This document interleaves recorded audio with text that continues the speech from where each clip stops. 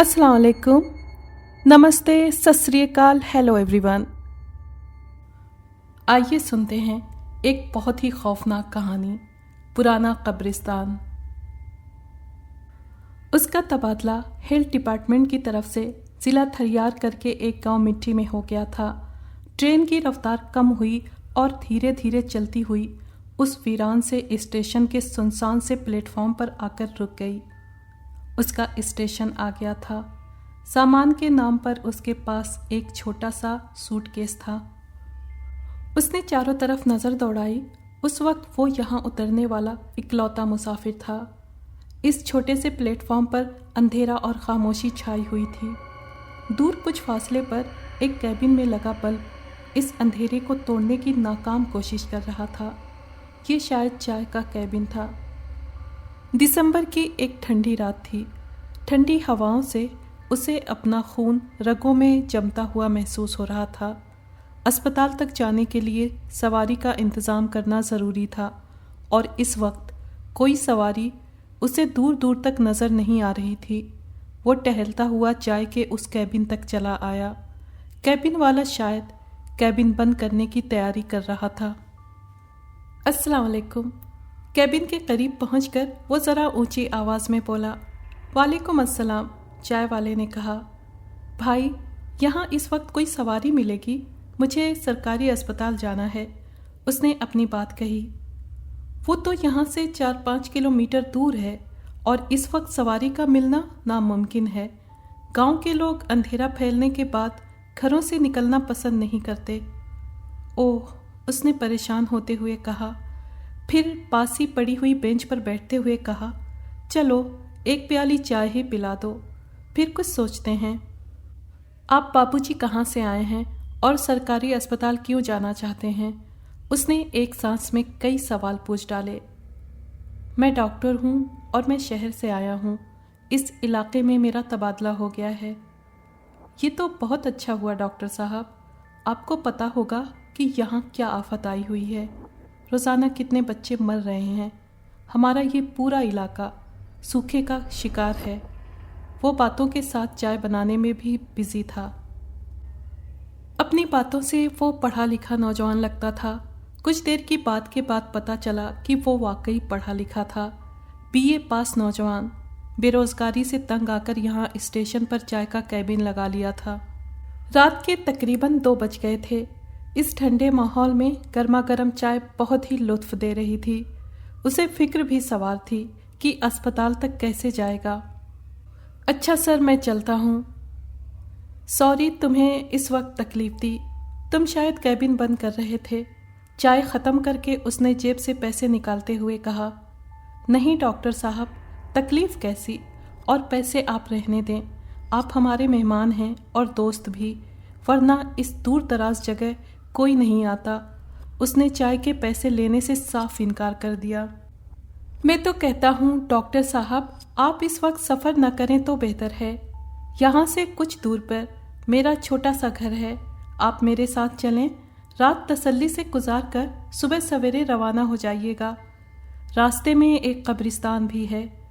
वहाँ सुना है कि बदरूह का बसेरा है। वो अक्सर मुसाफिरों को नज़र आती है।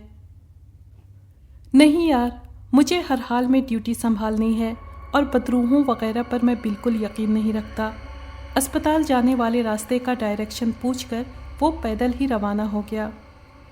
चांदनी रात थी, इसलिए वो बड़ी आसानी से पैदल चला जा रहा था। फिज़ा में एक वहशतनाक सन्नाटा छाया हुआ था।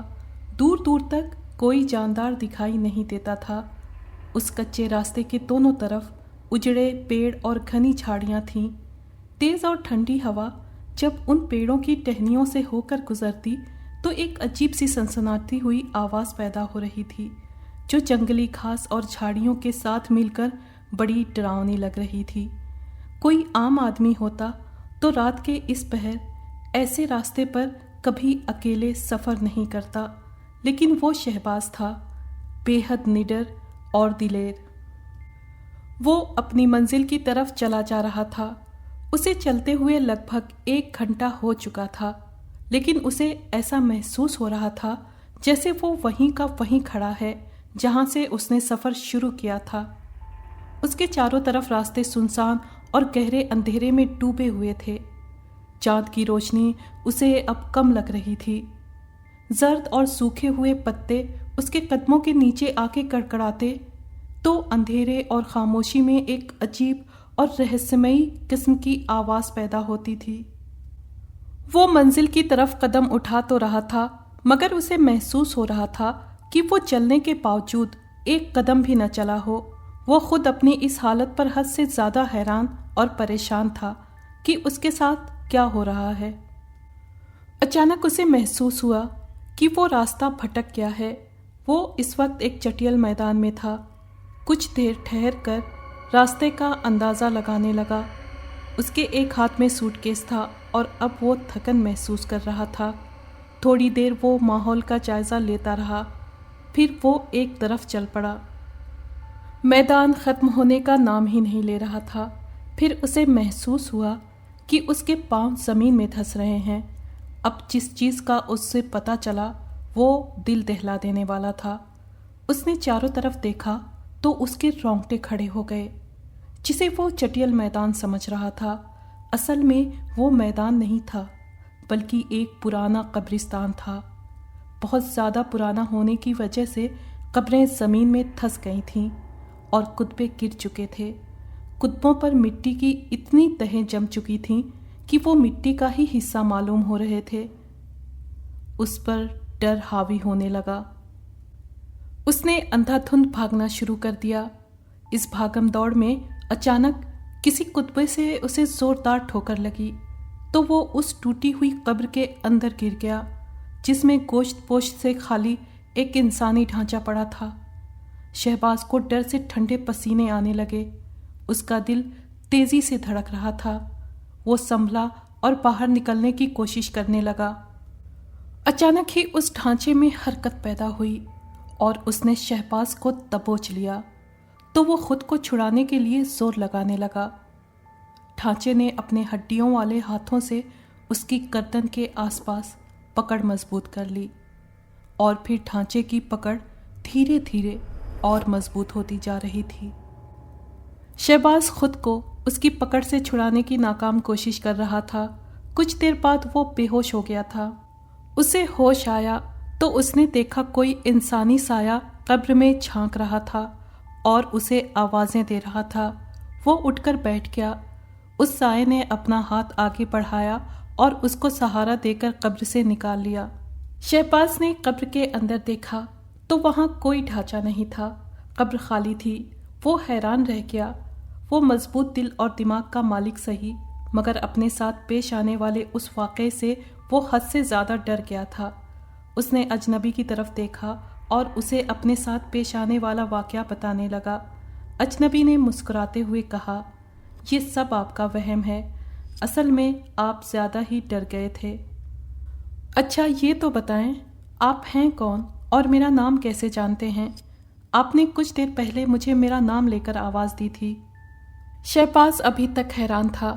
لگاتار ہونے والے واقعات نے اسے کھنچکر بنا دیا تھا۔ میں نے اسٹیشن پر ہی آپ کو دیکھا تھا۔ آپ چائے کی کیبن پر کچھ دیر ٹھہرے تھے اور چائے پی تھی، میں وہیں تھا۔ لیکن میں نے تو تمہیں نہیں دیکھا، شہباز بولا۔ آپ کی نظر نہیں پڑی ہوگی۔ آپ کو اسپتال جانا ہے نا؟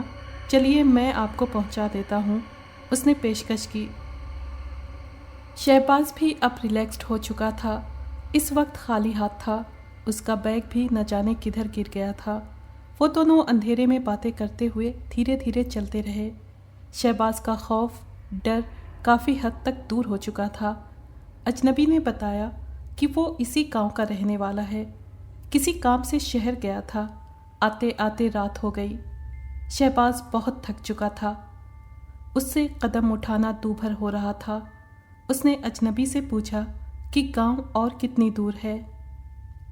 اجنبی نے کہا، لگتا ہے آپ تھک گئے ہیں، میرا ہاتھ تھام لیجئے، ہم جلدی پہنچ جائیں گے۔ شہباز نے ہچکچاتے ہوئے اس کا ہاتھ تھام لیا۔ اسی لمحے اسے ایسا محسوس ہوا کہ جیسے اس نے کوئی بہت بڑی طاقت کو تھام لیا ہو۔ اچانک ہی قبرستان ختم ہو گیا اور اب وہ ایک حویلی کے سامنے کھڑے تھے۔ یہ ہم کہاں آ گئے؟ یہ کون سی جگہ ہے؟ شہباز حیران اور پریشان تھا۔ اجنبی نے ہنس کر کہا، آپ نے اتنے سوال ایک ساتھ کر دیے۔ یہ میری حویلی ہے، میں یہاں رہتا ہوں۔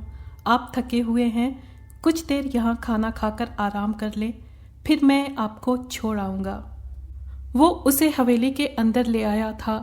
حویلی کا یہ ایک بہت بڑا کمرہ تھا جہاں اس وقت یہ لوگ موجود تھے۔ کمرے میں ایک طرف آرام دہ مسہری تھی اور دوسرے کونے میں لکڑی کی کرسیاں رکھی تھیں۔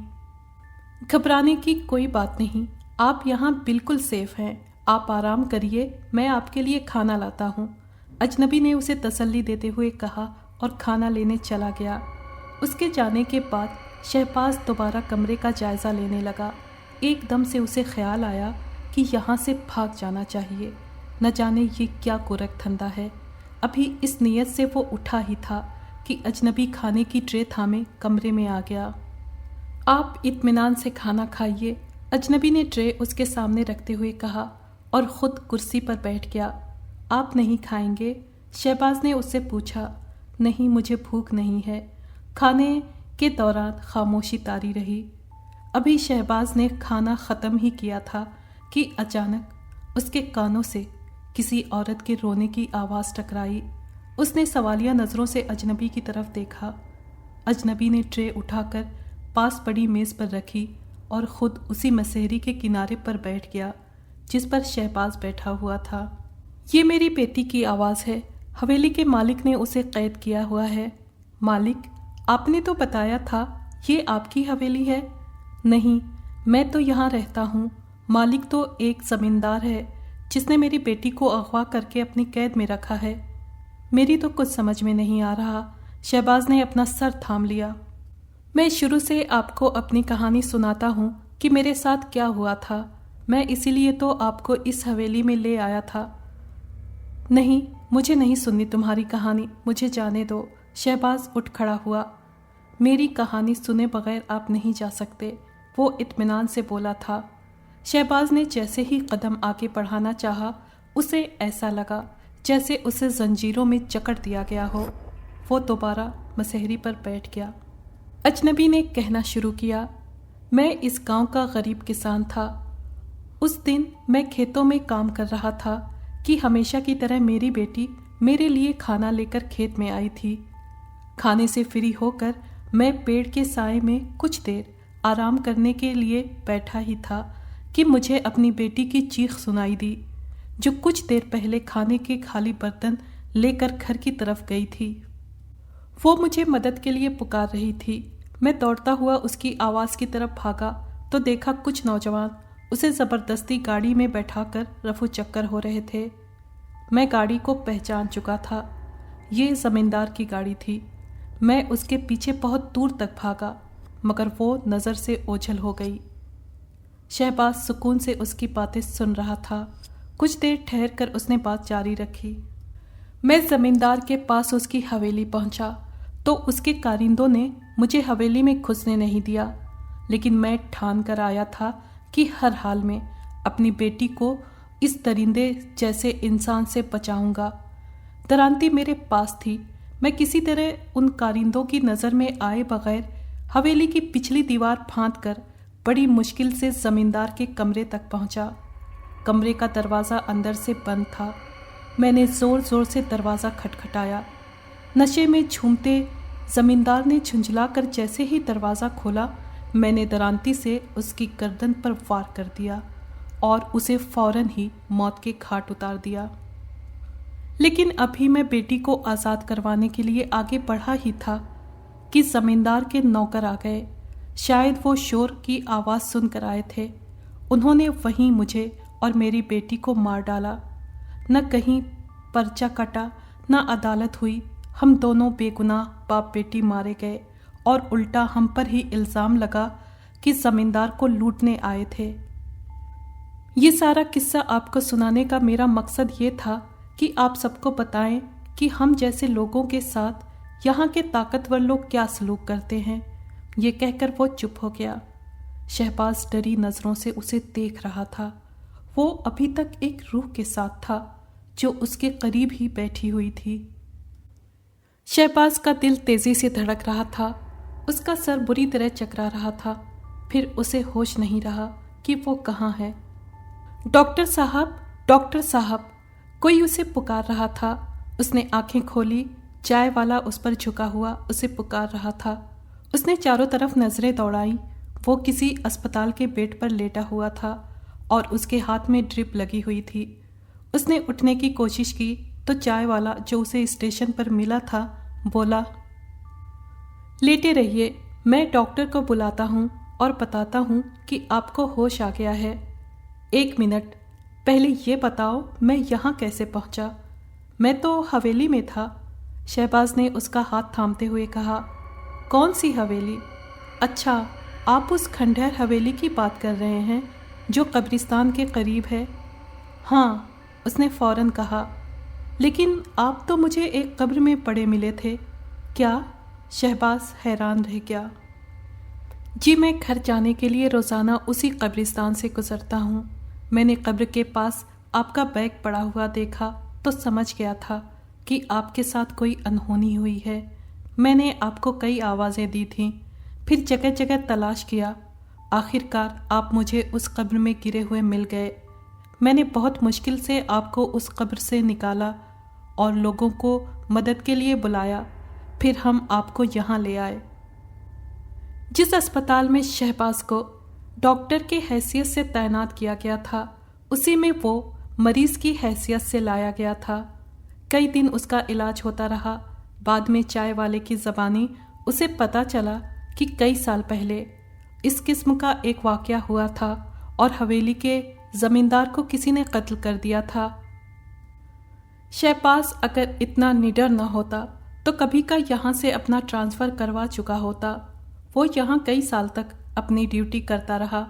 उसके साथ साथ उसने एक एनजीओ को भी यहाँ काम करने के लिए मना लिया था। यहाँ उसने बड़े बड़े तरक्की वाले काम किए। उस अनोखी रात ने जो उसने पुराने कब्रिस्तान में गुजारी थी, उसे बिल्कुल बदल कर रख दिया था। उस गरीब किसान की भटकी हुई रूह ने इस इलाके की किस्मत बदल दी थी।